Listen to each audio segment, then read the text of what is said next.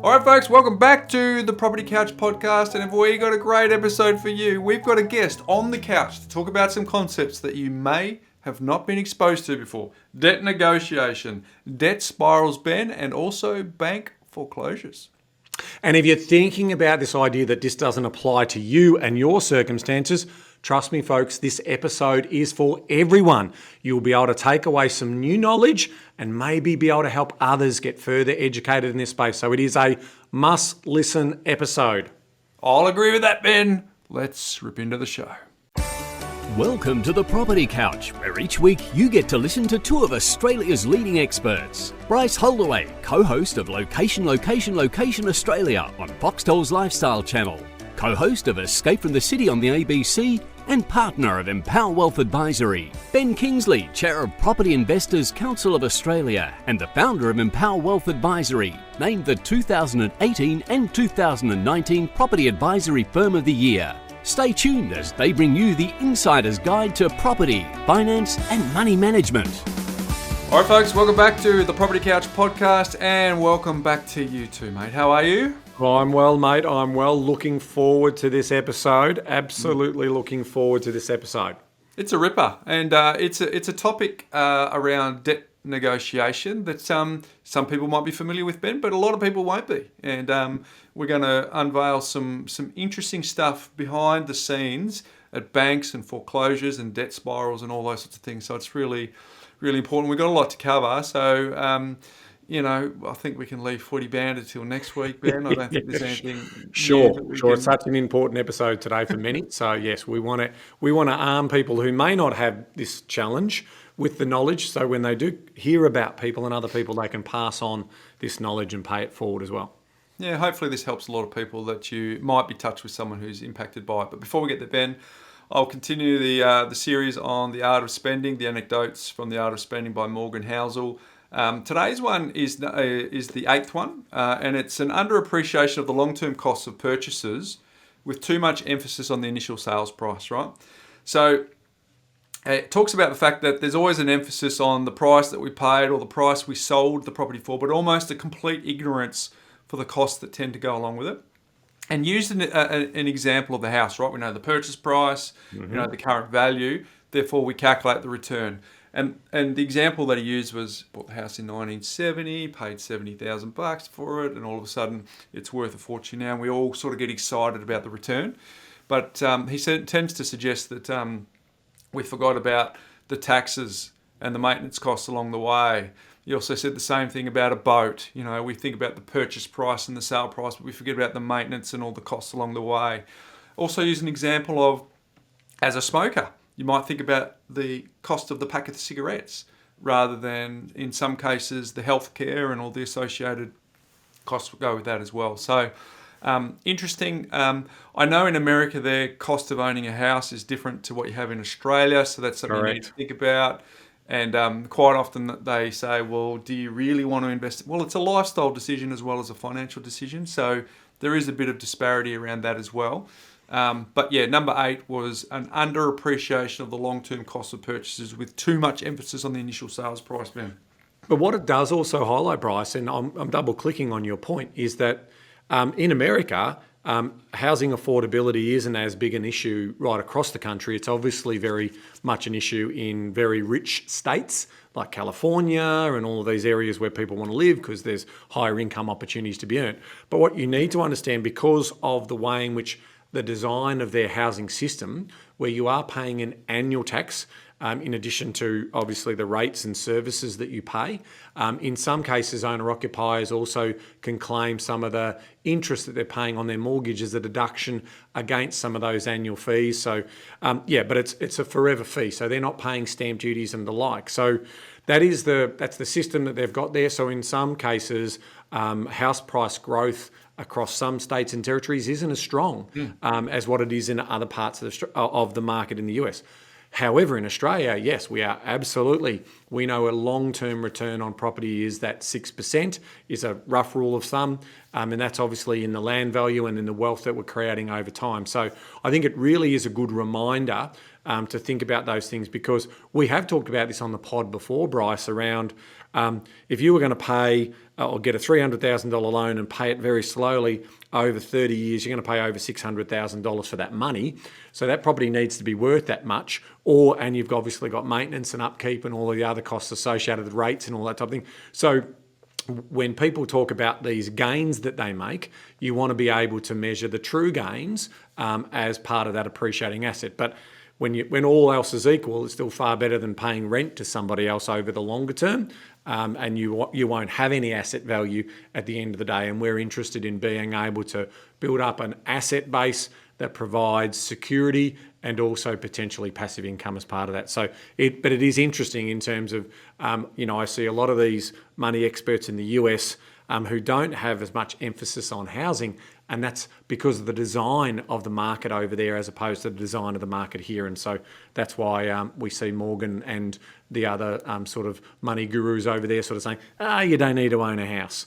Whereas we would say in Australia, you absolutely need to own a home. There's no capital gains that you pay on your principal place of residence. It's a no-brainer as a wealth creation vehicle here in Australia. Well, there's a couple of points here. One is the differences between us and over there. Two, we do plan for these costs, Ben. In the plan, we actually factor in those costs, so it's something that is not blind to us as well. And of course, if you're trying to buy a house in New York, maybe there could be a case that renting might be the best choice for your lifestyle. Let's be honest. Per square metre of land in New York, I reckon, is a little bit expensive. And it'll put a bunch of people under pressure too. So I get it. 350 million now, Ben. Lots of different urban areas across that country.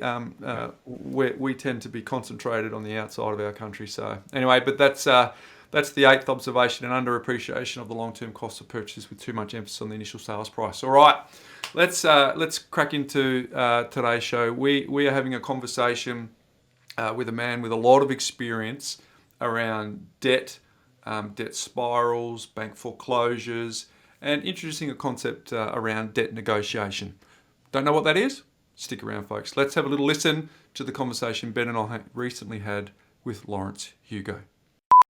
All right, Ben, we've got a very special guest today on the Property Couch. We are chatting with Laurence Hugo. Laurence is a specialised negotiator with 3 decades of banking and debt management experience as he assists consumer and corporate entities in partially or wholly waiving their debts through negotiations.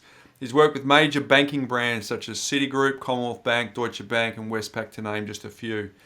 In 2002, Laurence pioneered the debt negotiation industry as we know it today, and that's what we're going to talk about today, Ben. Adding to Laurence's skill sets is 15 years experience with Sydney Lifeline, first as a crisis counsellor and then training new counsellors on mental health, suicide intervention and counselling skills. He's also spent 5 years working with the homeless youth of Sydney through Wesley Mission Street Smart program. Welcome to the Property Couch, Laurence. It's a pleasure to be here, Bryce and Ben. Thanks very much for having me on. No, it's a pleasure. There's a fair bit that we could talk to you about today. We're particularly interested in debt negotiation, what that looks like. But before we get there, mate, if we could just sort of go back to the beginning and if we get a bit of a sense of who you are with context around money. Were you having conversations with your parents over the dinner table around money growing up? Not a lot of conversations other than, sorry, we can't afford it. like a lot of kids, we want this, we want that, we want the other, but it just, my parents said, I came from a single mum household housing commission, East Nowra. So anyone in the South Coast who knows East Nowra, they know it's a hard area. And there was 5 of us kids and just mum on the pension.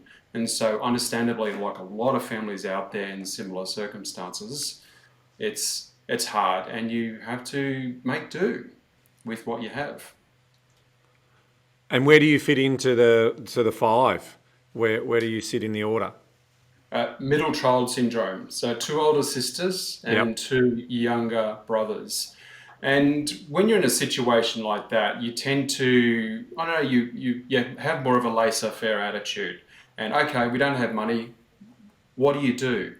You're in housing commission, so you either get up to mischief, which we did sometimes, or you just go and have fun. So in East Nowra, we had the advantage of close to the beach and close to forest and bush and mountains, and so we tend to, although we played up a little bit, we learned how to surf, we learned how to swim, we joined the nippers, and we did a lot of a bit of mountain climbing and bits and bobs around all that, and so we just made our own entertainment. Things that you really didn't need money for. So I guess if you're observing, conversations are sorry we can't afford it, but then observing, money challenges, what impact did that have on you? What was that doing to you as a teenager? What did that do to you when you got your first job? How were some of these foundational observations, by the sounds of it, impacting on you and your money skills growing up?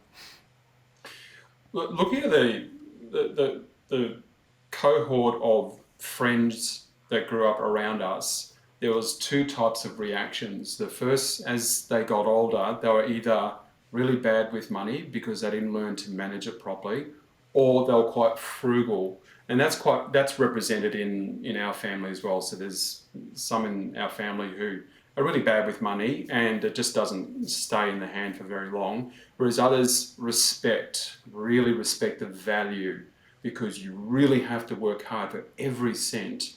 And so you hang on to that. And that can go too far because you can be too miserly as well.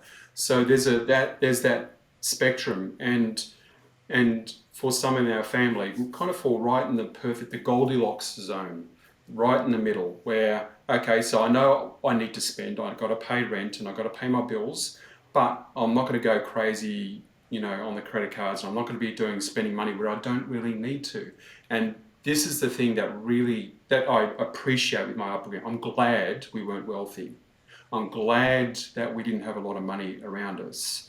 I wasn't glad around missing out on the yearly holidays and all the bits and bobs around that. But happy memories can be made by other means. And it's instilled in some of us that sense of respect for money and what you can do with it. Use it as a tool to achieve a particular outcome that you're looking for. So, Laurence, in terms of your that story, where did your mum fit into that? Because obviously this is always fascinating for me about the nurture nature story here. Right. Like the fact that you've got some members of your, the kids in your family who are bad with money, and others who are frugal or who manage money and can control it. What was your mother like? How did she look at money? Was it just a means to an end, or was she literally trying to budget every cent of every dollar to get through for the family? I think my mum had a really good attitude about money. It was neither, she didn't pursue money to save. Rather, money was a vehicle to happiness.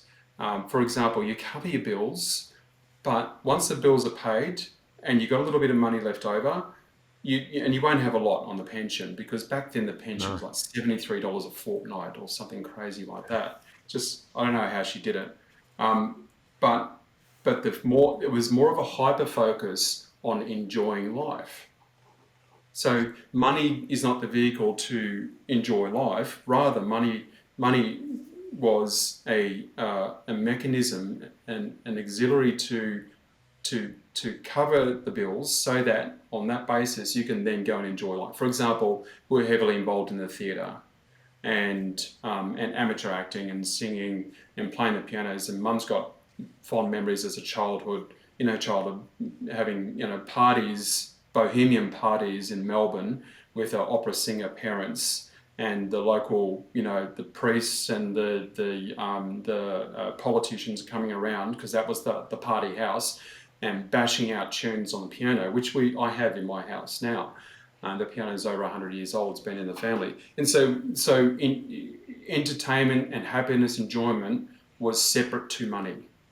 There was no connection to that. Money was an auxiliary only, and happiness came from what your interaction with other human beings.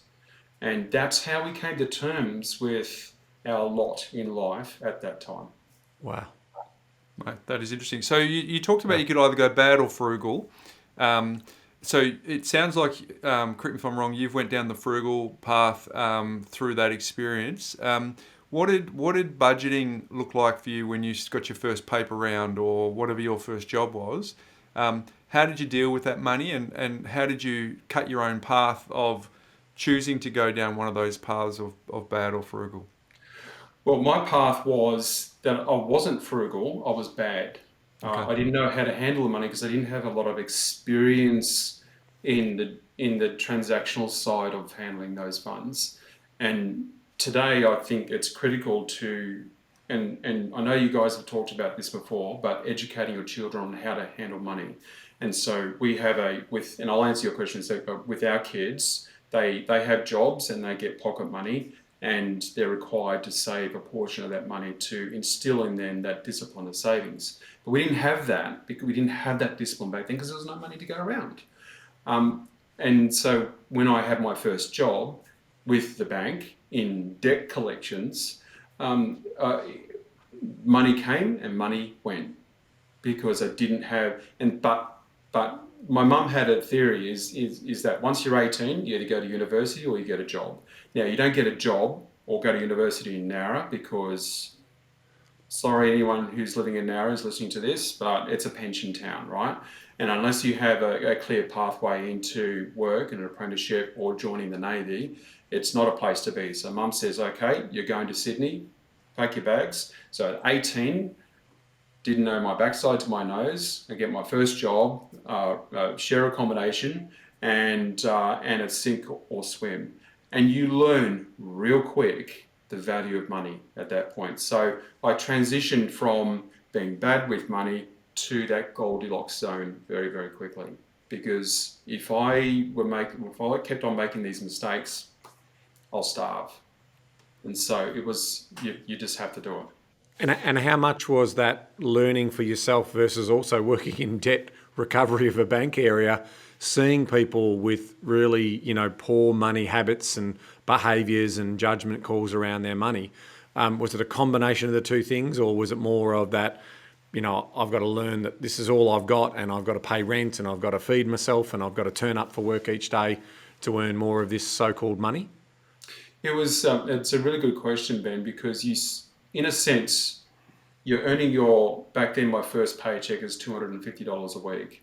And I'm observing, it was bad debt recovery, so it's old credit cards. People haven't paid their debts for a couple of years.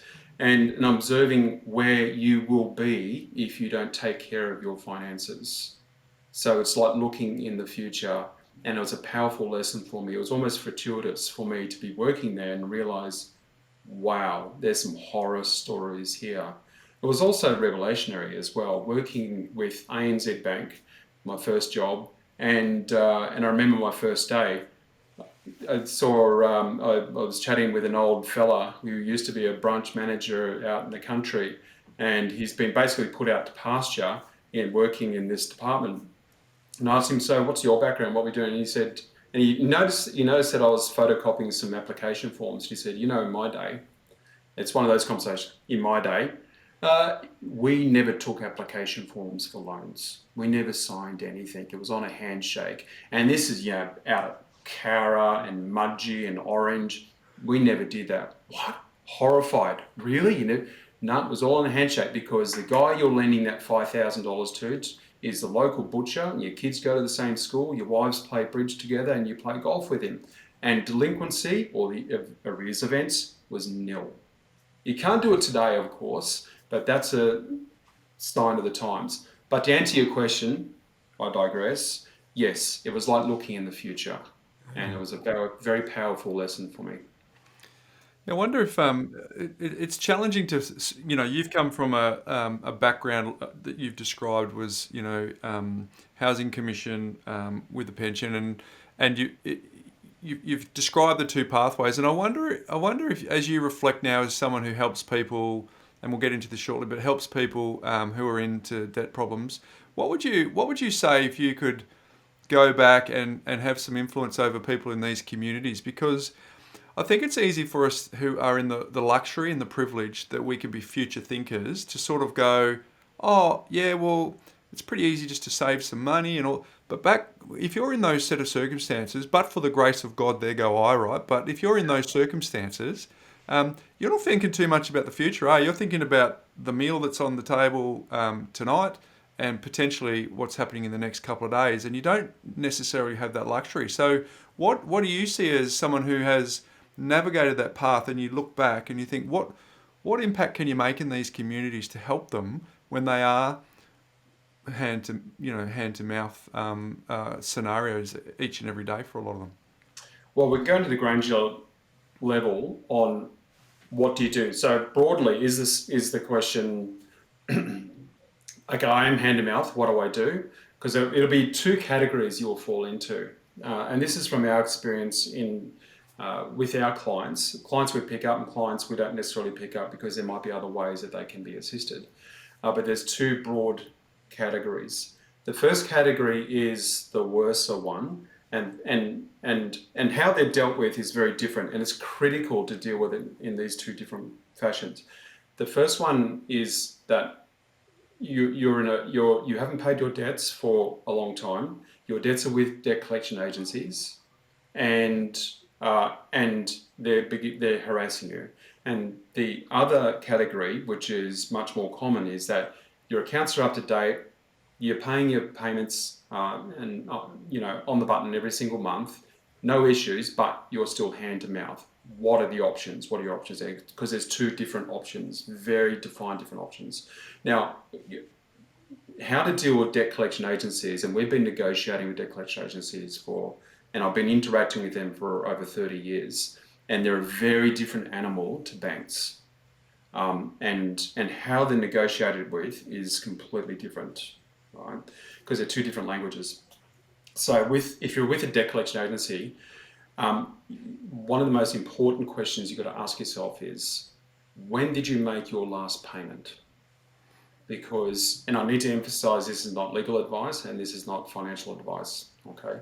But if you ask yourself, when did I make my last payment? If it was 5.5 to 6 years ago, then you have what is called the statute barred laws. If you don't make a payment for 6 years, you no longer have to pay. And I can't tell you how many times someone's called me up and said, I've got a debt with a debt collection agency, and it's been a long time since I made a payment. They called me and I made a $100 payment. If they didn't make that $100 payment, then that debt could have been waived completely in a month or so with the statute barred laws. So that's one. Okay, so if your debts are with debt collection agencies, for both and the second one, and I can go into more detail with that, but coming back to the more common scenario, the first thing I've got to do is, if I'm hand to mouth, the number one thing I must do is simply do a budget. I must do a budget. But not just, okay, well, let's just get a piece of paper and write out what my income, expenditure, and asset liability statement is. No. You can go online and download budgets, or you can do it on an Excel spreadsheet. But I'd encourage you to download 12 months worth of credit card statements and bank statements, and go through with a highlighter all the discretionary spending. So you might have an orange highlighter for electricity, gas, rent, and so on, but you have a yellow one for coffee, takeaway, clothes, etc., and then add up all the discretionary spending over the year, and you'll be shocked on how much money that has been wasted on things that you might not have today. A classic case, we had a client not too long ago. He did exactly that. He came back and said, look, I do 3 or 4 coffees a day, $20.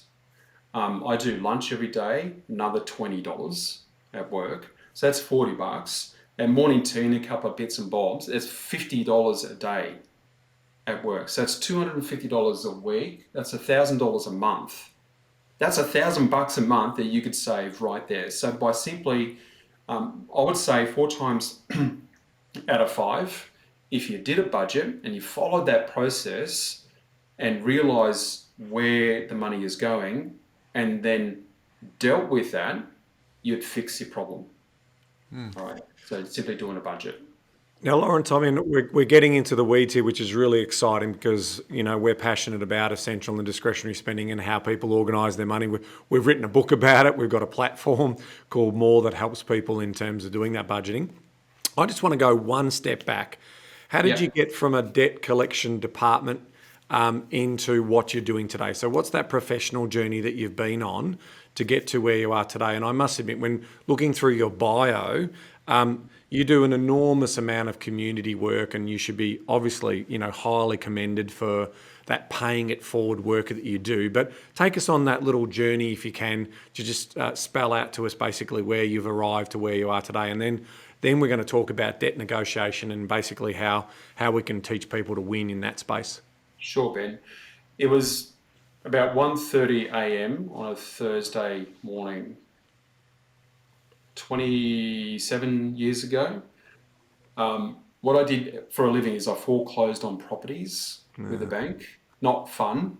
Tough. And I wasn't very good at it because I kept giving people more and more time to pay their mortgage. And in retrospect, that's not always a good thing. You've got to be a little bit, not forceful in the foreclosure, but a little bit more Cruel to be kind. Yeah. cruel to be kind, but just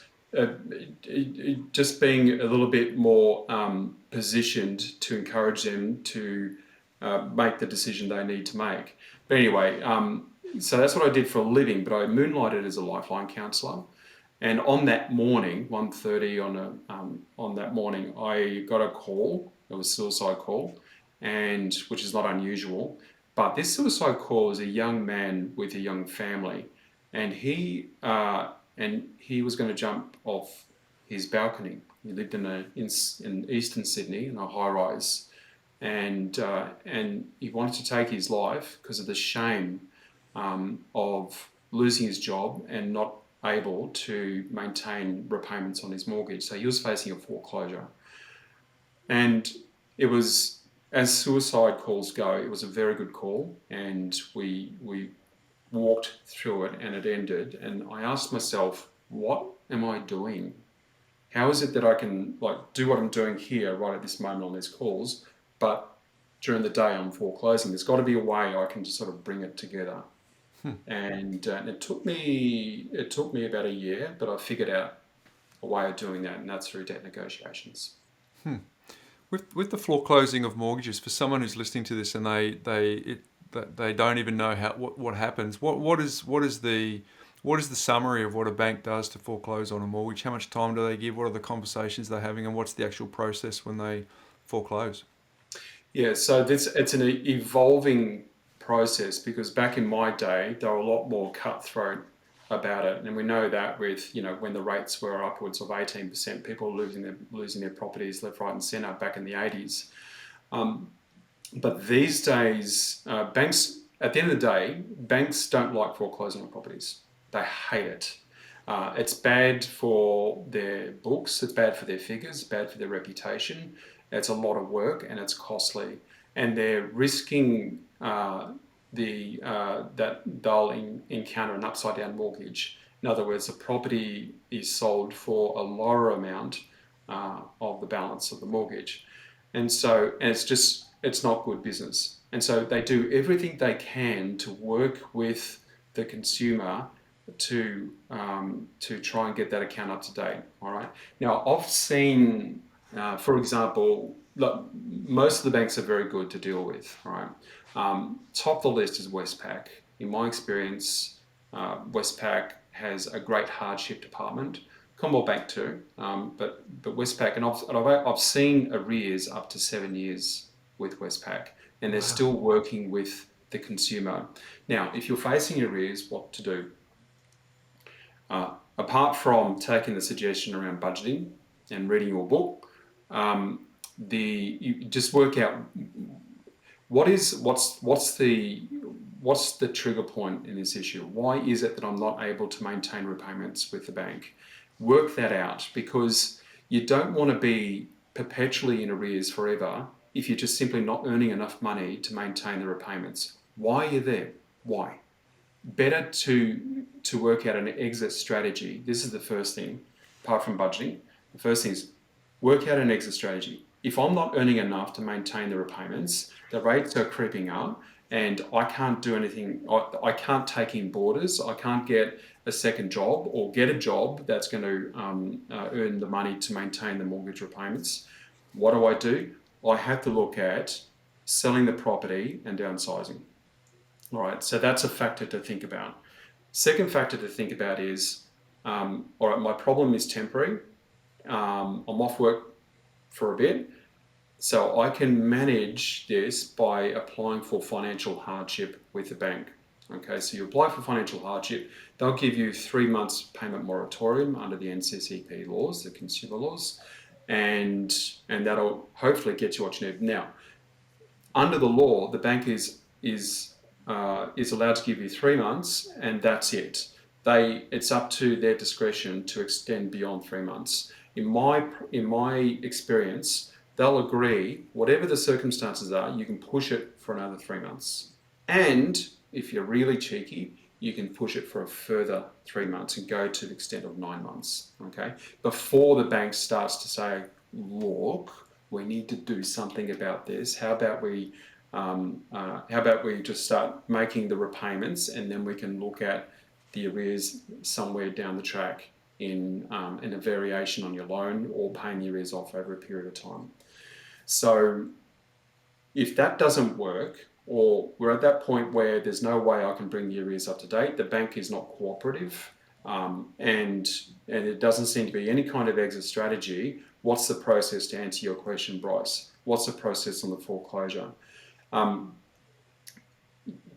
It takes a while for the bank to go through that process, because they're doing it at snail's pace, because at every stage they're hyper compliant, particularly Commonwealth Bank. They want to make sure that they're ticking their boxes, dotting their I's, crossing their T's, and they're giving the consumer every single conceivable opportunity to bring the account up to date, or at least communicate with them. And by the way, communication is everything with the bank. Even if you can't pay them, talk to them, because the bank, we can bash the banks, and I've got every reason to bash the banks, because I see the worst side of the banks. But the banks are made up of human beings, people like us. And if you connect with that person, and particularly in the hardship departments, they are good people in there. If you really connect with them, tell your story, it's amazing what you can garner from that relationship. And so the process is that there's several reminders. Then they send a legal notice stating you've got X amount of days to pay the arrears. When they do that, that's when you know the time's up. So they'll send that legal notice, and then a statement of claim. And a statement of claim is a court hearing. And then sorry, just on that point, is there a point of no return? Like ultimately, when does it become a situation where it's unrecoverable and the property is definitely going to be sold? It's more like a bar chart that goes down in the point of no return. So you have your options are maximised when you're a couple of months in arrears, but as time goes by and the appropriate notices are sent out, the options are reduced to the point where, after there's the statement of claim that's issued by the bank, they then, after upwards of 30 days, they'll secure judgment. Now, once that judgment is locked in the courts, that's almost at the point of no return. That is, you've got that amount of options, and the option is you no longer have arrears. You don't owe $32,000 arrears. You owe $320,000, the full balance. And the only option at that point, generally speaking, is sell. Don't hand it back to the bank, sell it yourself. Because obviously the stories I've heard there, Laurence, around those people who don't take action and put their head in the sand, the legal fees just keep mounting up, and the professional costs for the people who then have to sell it on behalf of the bank keep adding up and up and up. So even if there was a little bit of equity there that was available for you and you think you're going to get the proceeds of the sale, all of a sudden you get the disbursements list and you see all of these other costs associated with that. So I think you make a really great point there around staying in control and you being the seller, as opposed to giving it to a mortgage in possession bank who just want to get it off their books and are just going to basically sell it. It's always good advice, whether you've got a vehicle or whether it's a tractor or a property. Don't hand it back to the bank. You are better, as you said, Ben, keeping control of the process, because the bank will sell a property as is. But if you're going to sell a property, you're going to do the lawns, you're going to paint it, you're going to fix all those things around it. You're going to present that property in its best form to maximize the sale price. Yeah, great. You've kind of taken a bit. Some people might be hearing that going, "Oh, okay, that's broken a bit of the mystery around what that looks like." Because you often get a bit of stuff where people have the fear around mortgagee in possession, they have the fear around arrears. But I think we saw it in bulk during COVID that on a mass scale, people saw what cooperation looks like when banks go. To your point, they don't want to end up with a bunch of houses that they got to deal with. They want the people to keep their mortgages being paid. And so they make arrangements to make that happen. Obviously, they kick payments down the road for that, which is good. So what we heard from that story is a heap of stuff, right? But you have this really powerful why story that you described. You know, we obviously went down the path there of understanding what the mortgage foreclosure looks like. But if we rewind a little bit, you said you received a call that was a call that not many people need to experience and hopefully never have to experience. And you've gone, how do I merge my two worlds of foreclosing over here and talking to people off the ledge here? And how do I find a middle place? So I guess that sort of segues into what you do now in terms of helping people as best you can. And you've pioneered the industry, if I believe your website to be true, back in 2002, the debt negotiation industry. Can you tell us what debt negotiation is and how that is different to financial counselling and just general debt assistance in the community? Sure. So to start with, financial counselling, an invaluable service. And financial counsellors will assist folks who are experiencing financial hardship. Now, financial counsellors in general will approach the bank to secure payment moratoriums and sometimes partial debt waivers, but it's relatively rare. So they might do, say, a 3-month or a 6-month payment moratorium on behalf of the consumer, and they do it well. They do their job very well. Then you have the next level where you have debt assistant companies. And there's an explosion of these companies, particularly from 2010 after GFC. What you'll find, if you look at the history of Australia's debt to income DTI ratios, we were sitting at 2000 about 100% DTI.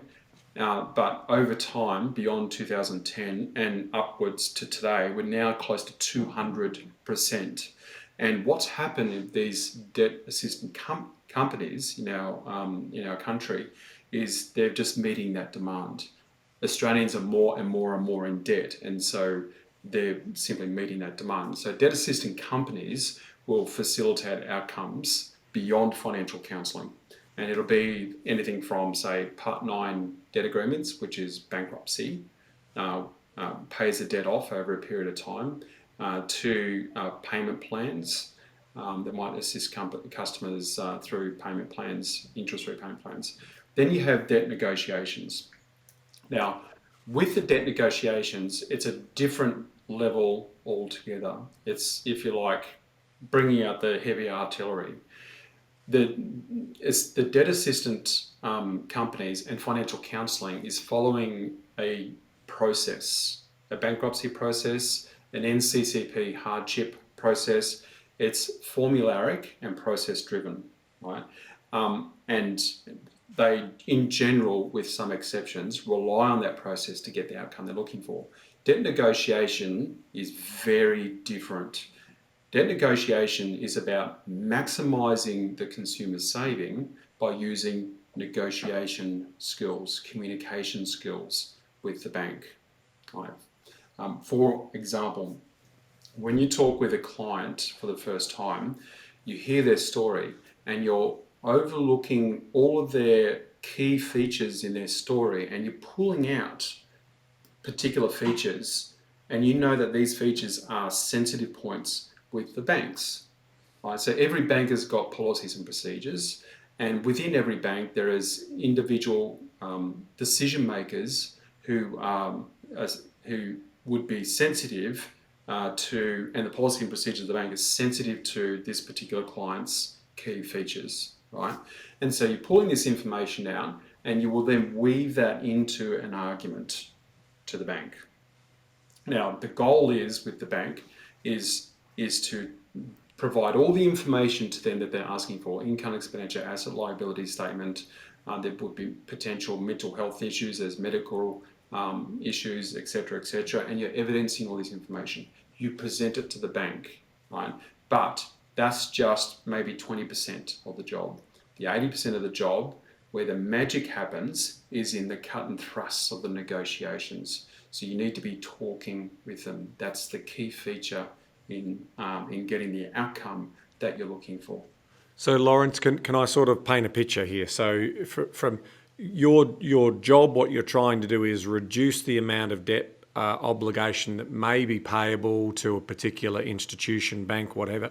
So, let's say I'm a divorcee in my mid-50s. I've never had to look after money, and over the last 5 years, things have sort of got a little bit out of hand, and now I've got a debt due to that particular institution.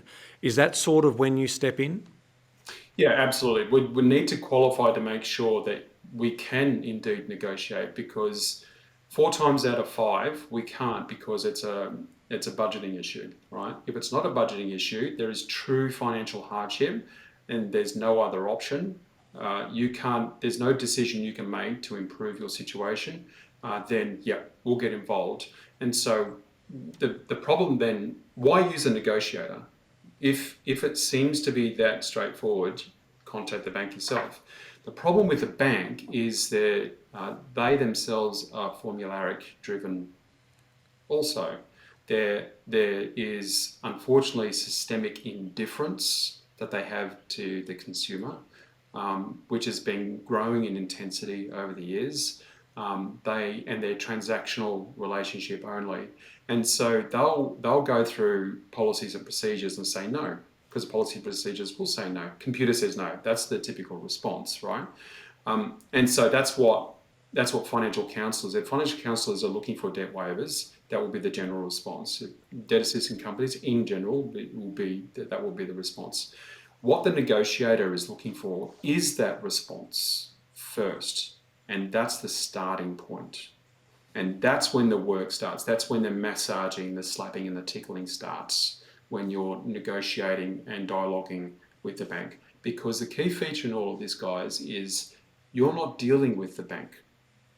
You're dealing with a human being. And it's critical to communicate with that decision maker as a human being. And when you do that, then it opens up more doors. Because the way they see it is, well, the policy says X, and therefore my decision has to be X. But policies and procedures is written only as a guide, because it can't possibly cover every conceivable circumstance that the consumer is experiencing.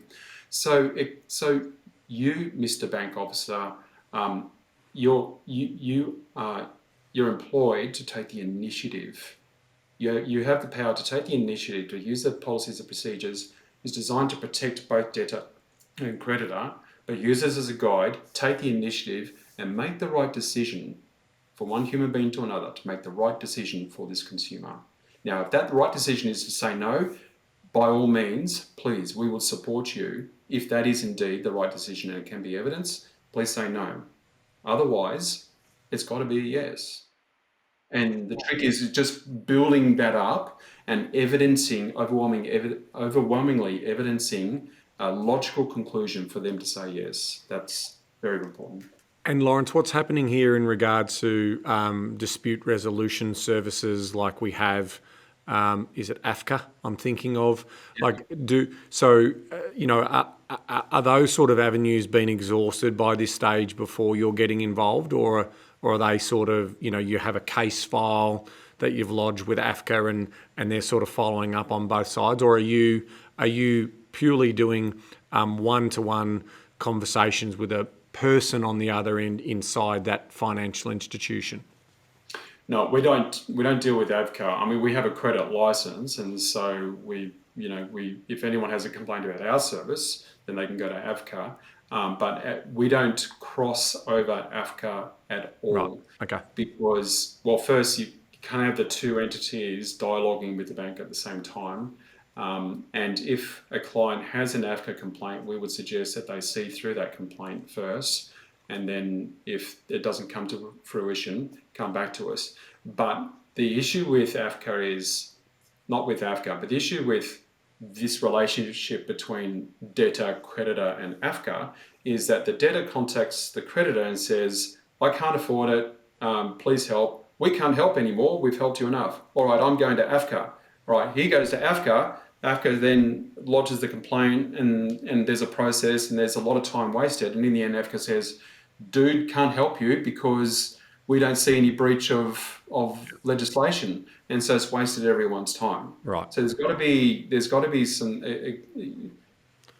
there has to be some errors in processes and breaches of the law in general for AFCA to take seriously.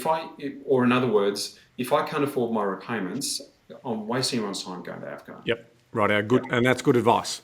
Ultimately, if it's been through no fault of the bank's processes, but through circumstances potentially beyond the consumer's control, these are those circumstances, which is, in other words, if you haven't done a budget and you've been a poor money manager, that may not bode well for your negotiation. But if that fourth person out of five who has had a mental health issue or something like that, that's potentially when you can go in and bat for them.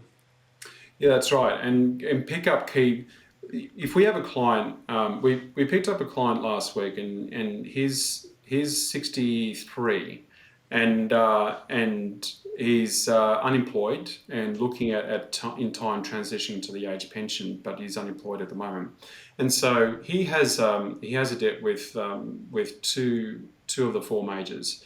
Now, when we approach the majors, we're going to connect him with decision makers who are of his age. So this is another important factor. So if the decision maker is, say, 25 years old, fresh from uni, at storming stage of their career, and they're all about policies and procedures, they're all about looking good for the boss, and it's all about Westpac, rah rah rah. We're all about Westpac, and that's the stage they're at in their career and in their life.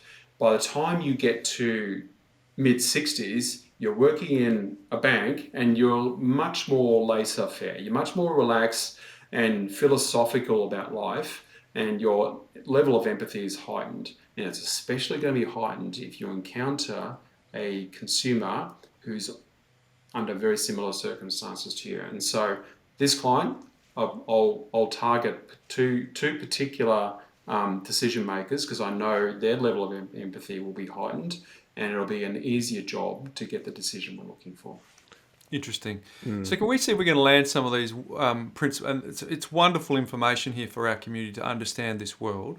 So, Laurence, when we chatted prior to us recording today, there was an example that you used. So I'll see if I can remember some of the details. You'll fill me in if it's not. But there was someone who had an $85,000 credit card, and based on what credit card debt, and based on what you said, they could fall into two categories. They could have an $85,000 credit card debt, and they have bad budgeting, and there is a way out of it, so you can't debt negotiate for them. It's really just about managing their way through that, versus someone who is in a debt spiral.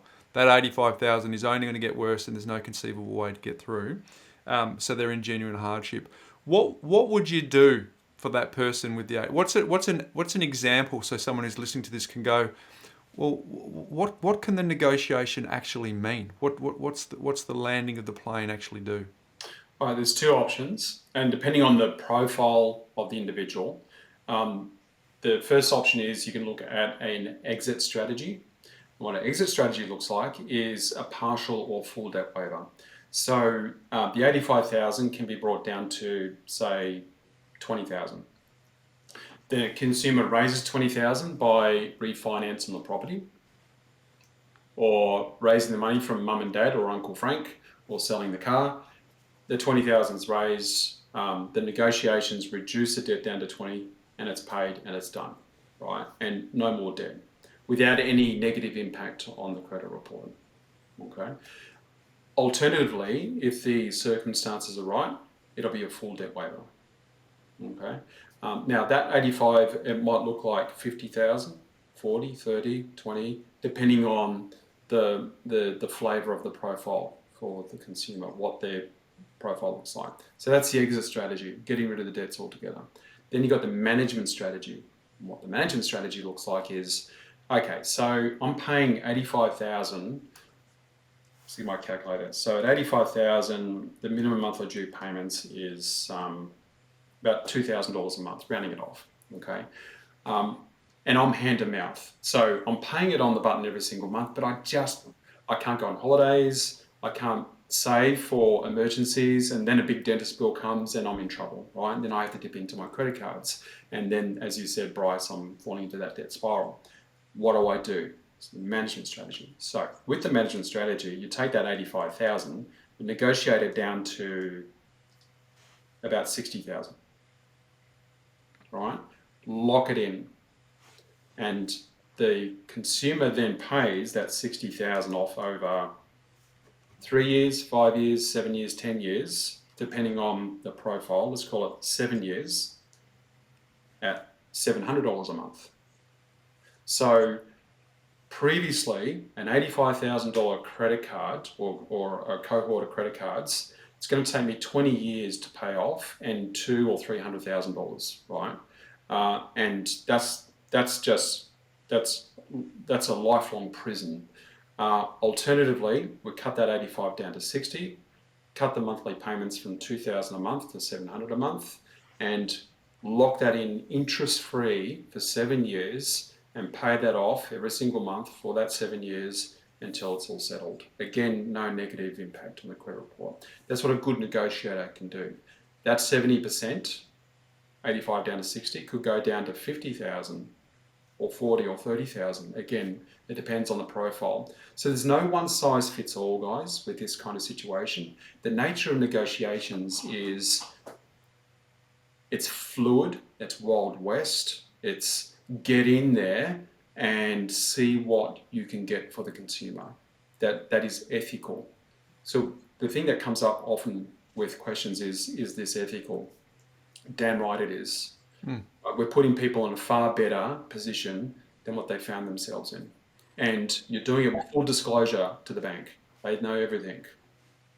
Yeah, well, so people will be listening to this and go, okay, well, how do you differentiate and I think you've answered it slightly there with the Wild West, right? But what's the difference between someone who's got 85 and it's totally waived because they are in a debt spiral versus someone who has the capacity to pay? Is that all in the 20% you talked about, how you present the information to the bank and how you've just got to make a judgment call on how hard you go, 85 down to 20 versus 85 down to 50, through the relationships you have with these people and obviously their tolerance. They are a human. They're going to go, geez, you seem to be pulling the P here by going a bit too hard. Well, I picked up a client this morning, and this is an example of a full debt waiver. He's 73. He still works.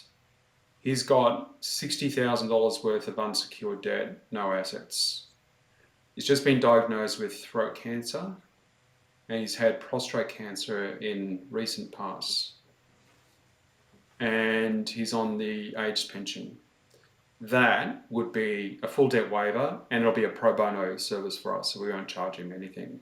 But that's a kind of work we love. So that's a very clear example of full debt waiver. Another clear example is I had a mum with 2 autistic boys, single mum, and the boys were teenagers, and they were. It was very difficult for her. She works part-time and was being supported by the NDIS, and it was a real struggle for her, a real struggle. And she had something like $25,000 worth of credit card debt. That's another example, another pro bono, but another example for a full debt waiver. Because where's the end point, bank? You talk to the bank, where's the end point? Where do you go with this? There's no exit strategy where the customer happily, with butterflies and birds, happily pay this credit card off and then applies for a mortgage and expands their finance. It's not going to happen. This poor mother has 2 autistic boys, stage 3 autism, that she's going to have and care for the rest of her life. And she works part-time. Where do you think this is going to go? Yeah. Right. And so if she presented that to the bank says, well, we can give you a 3-month payment moratorium. And that's just not good enough. That's why you need a negotiator to pick out these key features and then not just dump it in the lap of the bank, but rather you've got to skillfully knit it in to the dialogue with them.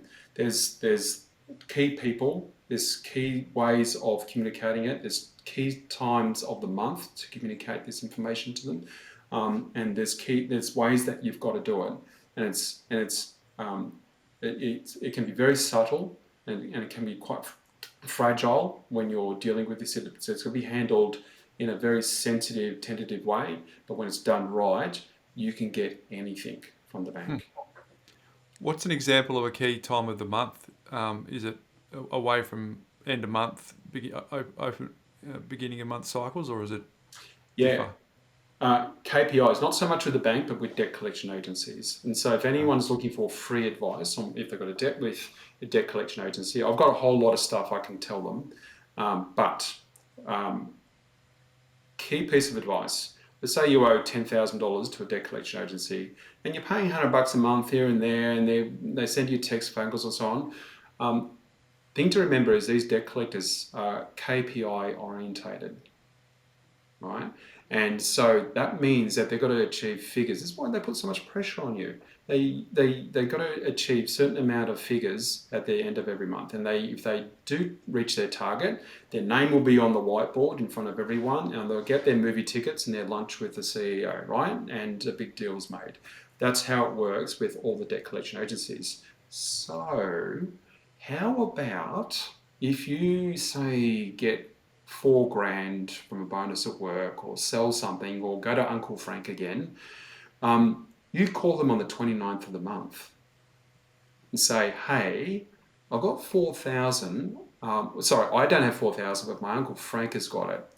What do you reckon as a settlement? Now, that person that they're speaking to might be down on their KPIs. And they might be so desperate, or the department might be down, and so they might be so desperate, and they might take it as a full and final settlement. Interesting. Very clever tactic. So, Laurence, from where I sit, I'm now curious as to, obviously, debt negotiation. It's a thing.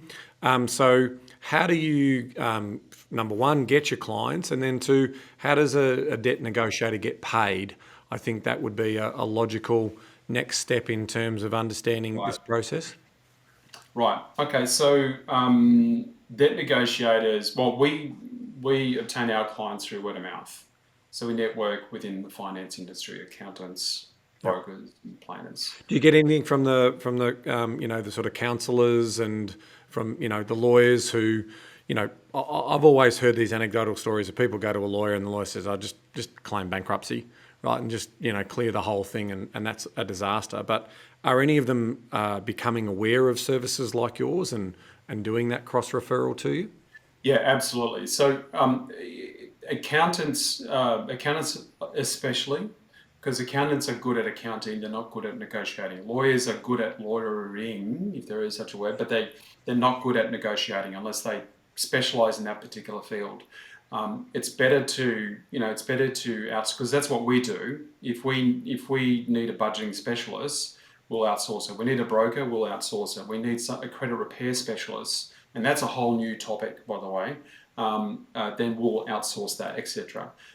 Best is keep to your knitting and be a master of one, not a jack of all trades, a master of none.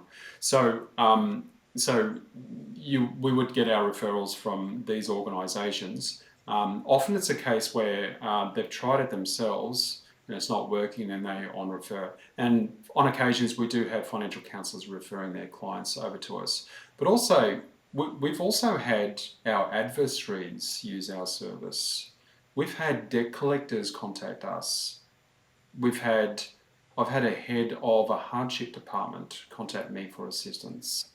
And that we do a couple of times a year. It does happen. So you're doing something right when they're reaching out to you. So how they charge? Negotiators charge differently. There's some might charge an upfront fee that may be refundable or may not be. Others might charge an hourly rate, and others will charge on success. Now, we charge on success. We always have done since day one. And our fee is 22% of what we save. The condition on this is that if the client's not happy with the outcome, then we forfeit our fee, all of it. And they forfeit the fruit of the savings, which is the fruit of the labour. What that does, because what we do, guys, it's too good to be true. It really is too good to be true. So why would you pay a lump sum to a negotiator that may or may not be refundable when this sounds too good to be true? So right from day one, we decided, okay, look, this has got to be a success fee arrangement only. And it's the same with our, cohort industries like brokers. Mortgage brokers don't get paid until it settles, right? And you've got to be able to deliver the goods. Your vehicle is delivered, and then you pay for that vehicle when you have the goods in front of you. So we've got to deliver the goods, put our money where our mouth is, deliver what we promise, and then the fee is paid.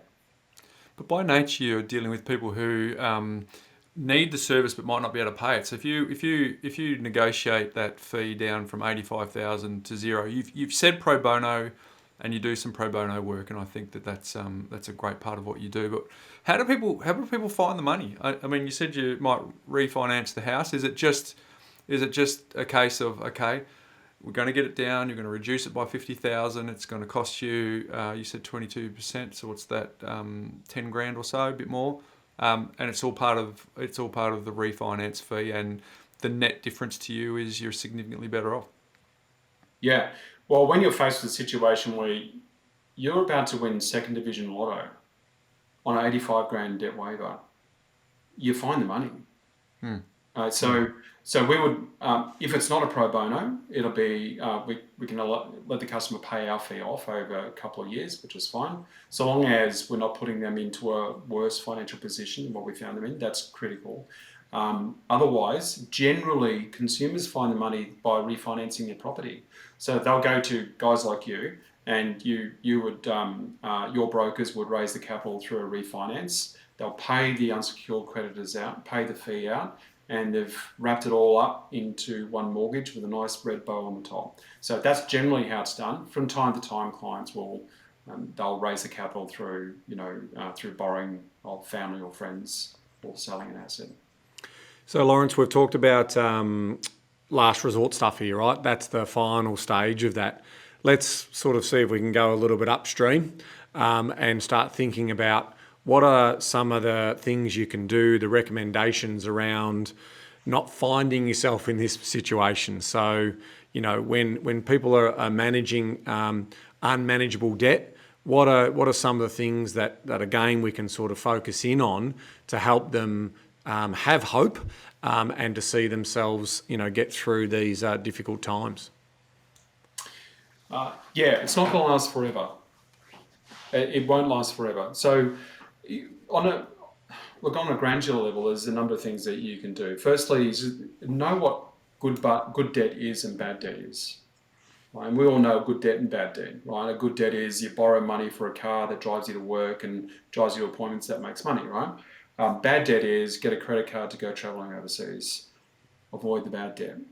and get rid of that bad debt as soon as you can. All right, pay the debts off as best you can after you've done your budget. You realize, you know what, I can get a surplus 10 grand a year if I just simply stop drinking takeaway coffees and eating lunches at work. I just take my own lunch to work and use the coffee in the cafeteria at work, right? Or whatever. So I can say that. So I take that 10 grand and I reapply that to my debts. Okay, so that's more of the basic stuff. I've got to also re-examine what am I doing in terms of my work. Am I earning enough to maintain, let alone pay extra repayments on my loans? The thing is about the credit card is that it's not a personal loan, guys. It's not a personal loan. It's, do you remember in the old days, I think the credit cards came out in the 70s, bank card. All right, so you go down the restaurant, you pay with your bank card, everyone looks at you, wow, he's got a bank card, great. And then you go home and you write a check and you send it to the bank to pay that, $15.22 that you spent at the restaurant to feed your whole family back in the 70s. That's what you did. You just paid that debt off continually. The credit card, people use it as a personal loan, and it's just and it just goes on and on and on, and it's perpetual. Cut that out. Cut up the cards. Get rid of them. So reconsider your job. Am I in a job that's earning enough? Can I ask for a pay rise? Can I segue myself into a new role that's going to earn more money? Second job, how is it that I can earn more money? And there's lots of information out there from you guys and others who will tell you how to do that. So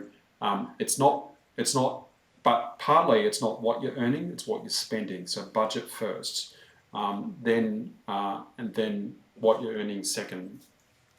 After that, you need to look at just the refinance options to get rid of those debts once and for all. Because it might be that I can't employ a negotiator because I don't fit into that category. I can't do the financial counselling. I don't fit into that category. Although doing a payment moratorium, that's great, but it's a Band-Aid solution. So what do I do at the end of the 3 months? What do I do? I've just complicated my situation. Better to resolve it by trying to earn more money and budget and take good advice from guys like yourself on how to do that. All right, and then it'll work itself out over time. Hey Laurence, my final question for you on this very interesting topic that we've been covering today is it's two parts really. The first part is what your observations are around money and mental health, and the second part is that fulfillment of that purpose that you talked about. That lifeline call. You needed to find a way to be in the middle to make a difference. So clearly, the service that you're providing is making a difference to people. So how does it feel for you to be able to play a part in helping people probably get rid of a lot of mental anguish along the way as a result of what you're doing? I love it. If I could do this pro bono all the time, then I'd do it. I wouldn't charge a fee at all. I just love it. I was involved in an organisation called Mentoring Men, and I encountered a very young man who was had an old head on his shoulders, this guy. And he said to me, he's studying psychology, and he said to me, he took the advice of an old guy, and he said, what job would you do for free? What would you do for free? And this guy said to the other man, he said, probably counselling. I love counselling. And so that's what I'd do for free. I will pay to counsel. And I thought, wow, that's great advice. What would you do for? And that's what I would do. I would pay to do this job, let alone pro bono. So the key feature in all of this, guys, is, and this is something that everyone can connect to, you do what's meaningful and purposeful for you in your life. That's the key. Now, that connects to our money management, because personal finance, it's 80% behavior and 20% head knowledge.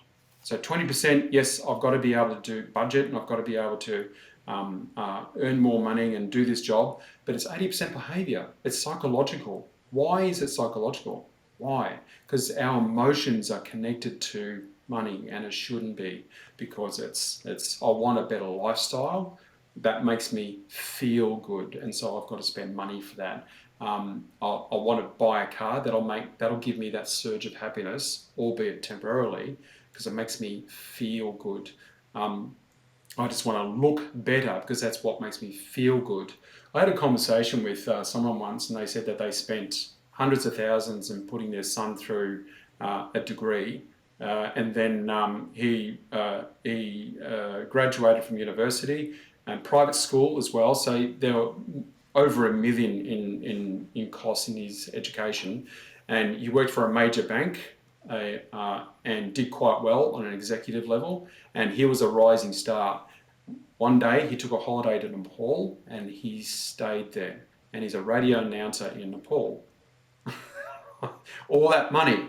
But this is the thing, guys. He is happy. Now, I had a Lifeline call around something like this many, many years ago, and I asked the question, so why do you want your kids to go to private school? So that they can get a university. Why do you want them to go to get a university? Because so they can get a good job. Why do you want them to get a good job? So they can earn money. So why do you want them to earn money? So they can be happy. So why not aim for being happy in the first place? And it might be that you need to do all that, but happiness, and the key to happiness is finding meaningfulness and purpose in your life.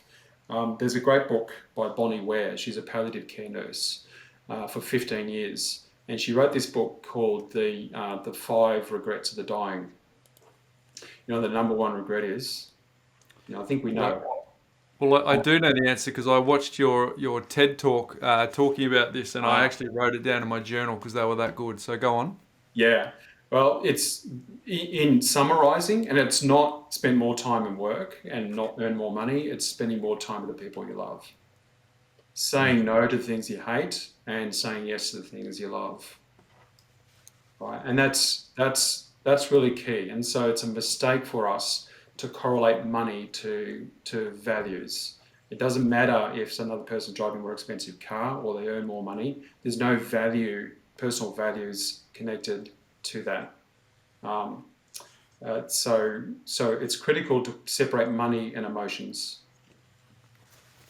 Now, Laurence, my final question, I'm going to circle back, obviously, as someone who's helping people create wealth through property, which is what Bryce and I do on this pod.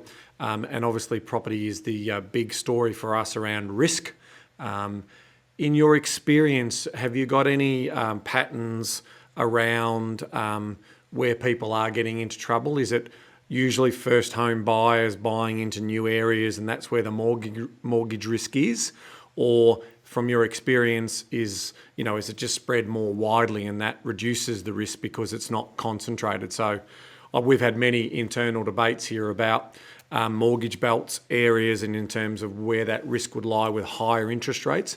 Do you have any insights or views around that story? Yes, Ellen, that's a really interesting question. So in my view, which is anecdotal, based off our experiences with our clients, it's definitely in the new areas. Definitely new areas. Yep. Sydney, it's southwest. So we're getting a lot of inquiries. So new developments and mortgage to the hilt, relying on the increase of the property valuations to create the buffer that these families are looking for, and hoping that the rates aren't going to rise. And so, we had cheap money for a long time, and it was looking good. And a lot of us got into mortgages with the expectation that the future is going to be like the immediate past, but no, the future is going to be the future, and the past is certainly very checkered. And so the people who are suffering the most, and I say this with a bit of caution, spending a lot of time on the streets with street kids and homeless people who are to a point well looked after to a point. The real people I feel are suffering the most hardship, which is from a financial perspective, is a single mum's out west, Yeah. right? Struggling. They've got the 2 jobs, they've got the 3 kids, dad's taken off, or it might be dad at home and she's taken off, or it might be both mum and dad and they've both got 2 jobs and they're flat out and they never see their kids. They're just to cover the minimum monthly due payments on their mortgages. And so this is represented in every state, in every region, with different levels of intensity. And so you buy the house at the heightened balance, the heightened price, with the lowest rate, and there's an expectation that's going to stay like this, and you're locked in your rate, and then you go on to the credit card debt to furnish the house. You've got a 6-bedroom home with no backyard, so you've got to furnish the home, and you do that, and let's go for a holiday, and so there's another few more $1,000, and you come back home, and okay, time to work. Then the rate rises, and then you move from the interest only to P&I, or the locked into, and then the troubles start. And no matter how much money you're earning, you're really struggling. And previously, guys, the way to deal with this problem: refinance. Yeah. Do it now. There's so many who are locked into this, as they call, mortgage prisoners. It's getting harder and harder to refinance. Yeah, there's a real reality out there at the moment that, we've gone through COVID. It's really disrupted our lives. Then we sort of feel like we're getting back on our feet, and now we're being robbed of all this discretionary spending to have these so-called lifestyle experiences that everyone tells us is going to bring us happiness. So you can feed that both way, and in the sense you can have a glass half empty approach to that and have that victim statement, why me, why is this so hard? Or you can turn it the other way around to say that, if I keep persisting, if I keep fighting through this, there is light at the end of the tunnel. And, Bryce and I have been talking recently about, this latest interest rate rise and potentially, a risk of one more, is people have got to do whatever they can to sacrifice for the here and now and that discretionary spending and hold on to these appreciating assets, because they will be downhill skiing again sometime soon. It may not be months away, but it's certainly going to be, years away. And then obviously the decades will then take care of themselves. So it really is an important message for those people. For those people who are doing it super tough, and again, super result for you in terms of the contribution that you're making to society, not only in helping one-to-one clients, but also in that community service work you do. But if any of the conversation that we've had today has raised concerns for you, the Lifeline number is 13 11 14. We understand that it is tough out there for some, and so please, seek help. Laurence has obviously had experience and skill sets in that area, and those conversations are really meaningful, and they provide hope for those people as well, who are basically considering really what is unthinkable and unimaginable for many. Yeah, well said. Well, thanks again for joining us, Laurence. I think for some people listening to this, it's just opened up to a world of insight that they might not normally be exposed to. And to Ben's point at the end, there might be people that are touched by people that are in a lot of struggle, and this could be a way to help. So we'll leave your details in our show description. So if anyone wants to reach out to you, thanks for giving us a little look behind the veil, behind the curtain of what happens in a lot of this negotiation space and what's happening behind the scenes at the banks. And on behalf of Ben and I and everyone here at the Property Couch, thanks for joining us today.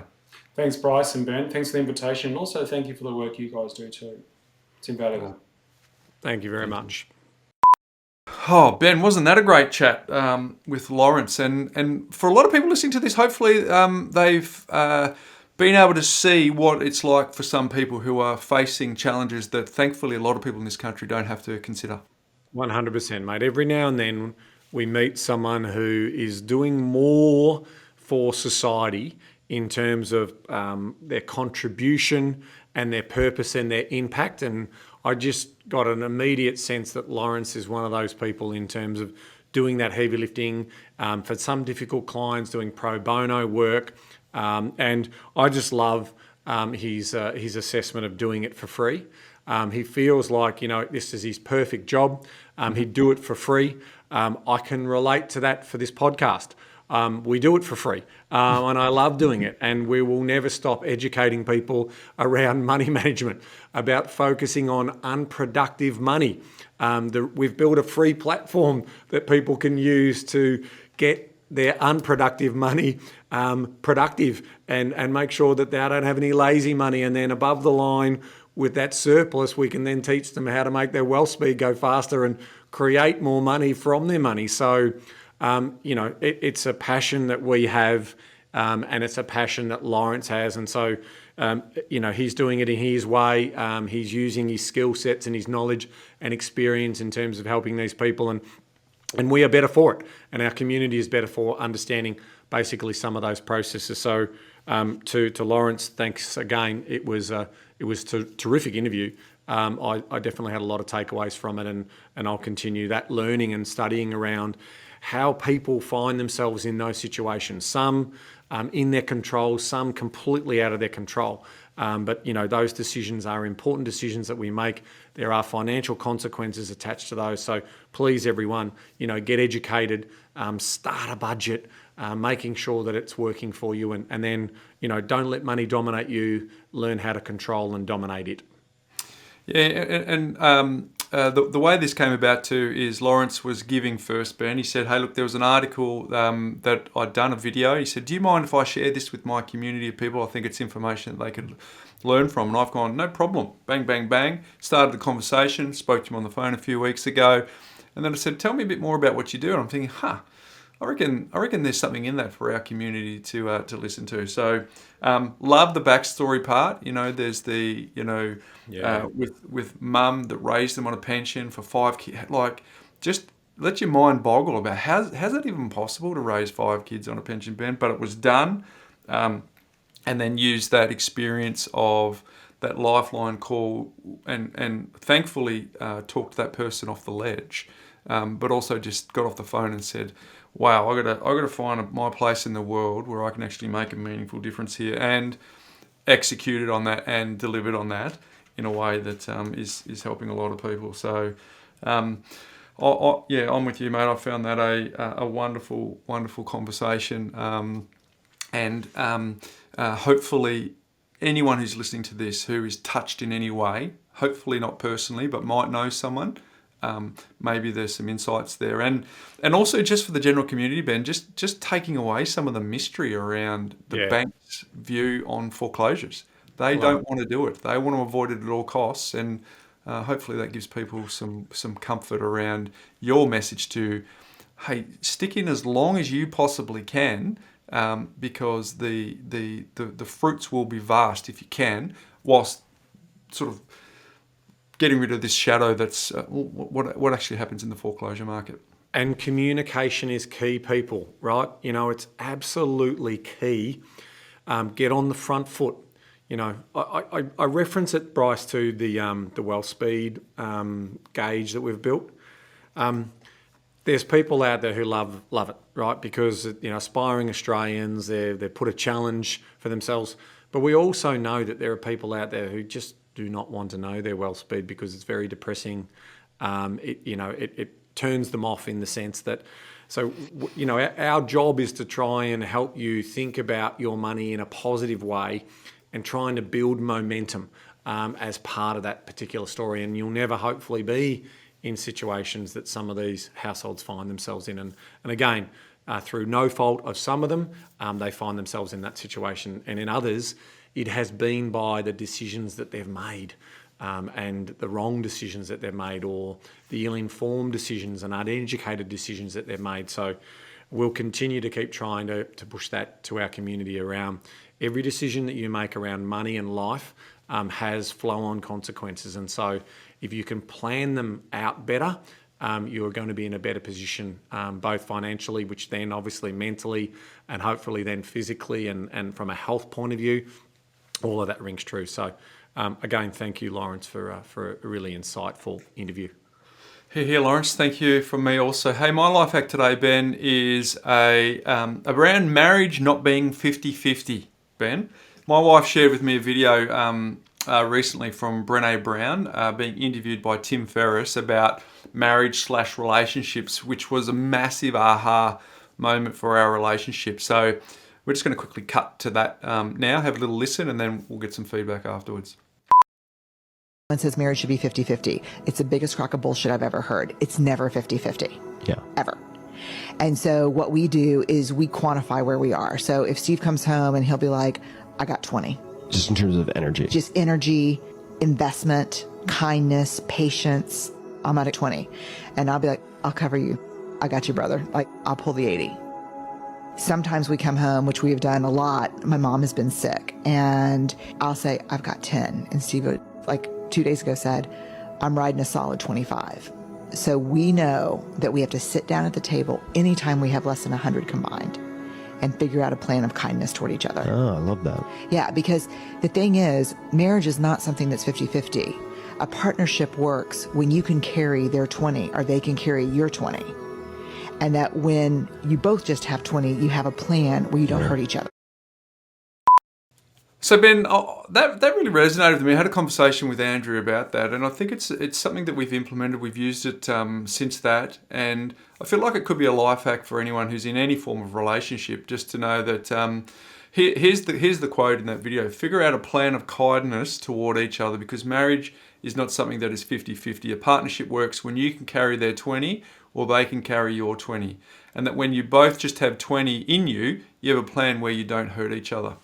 I just thought this is just a wonderful strategy, and hopefully provides some insights for relationships all over the world, all over the country, but just a simple little piece of meaningful advice that really resonated. We're trying it. It's making a difference. And in a lot of cases, you can cover each other's deficiency, but when you can't, there's a plan to do that. So resonated with me, Ben, and wanted to share it with the community. Beautiful. What's making property news, Ben? So what's making property news? I thought, okay, well, how can I link the story of debt and cash flow management so we don't get ourselves into these sort of cash crunch and debt crisis stories? And an article that I saw in the Fin Review a couple of weeks ago talking about the bracket creep.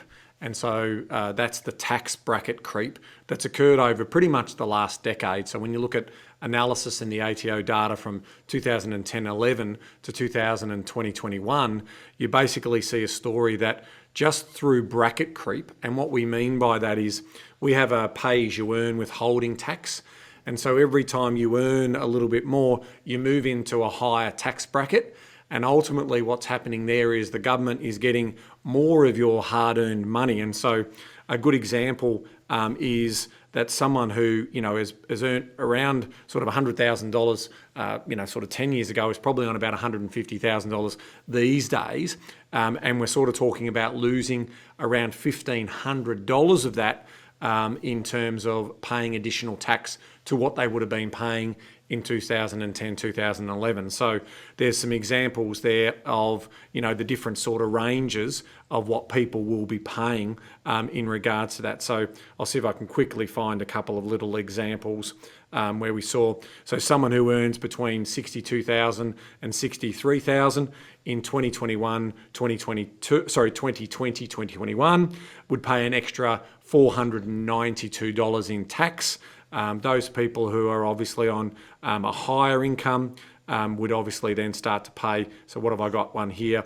A 90th percentile, 136,000 to 142,000 would be paying an extra $1,673 in tax based on that. Now, we do know that there is tax reform coming, and that will mean that effectively if introduced on the 1st of July 2024, we will see a significant improvement in regards to that bracket creep, and we'll start to see some of that money returning back into our pockets. And that's important, right? When the cost of living is getting so high, having an extra $500 in your pay packet a month, or even $1,500, $1,600 with a higher interest rate is going to be material.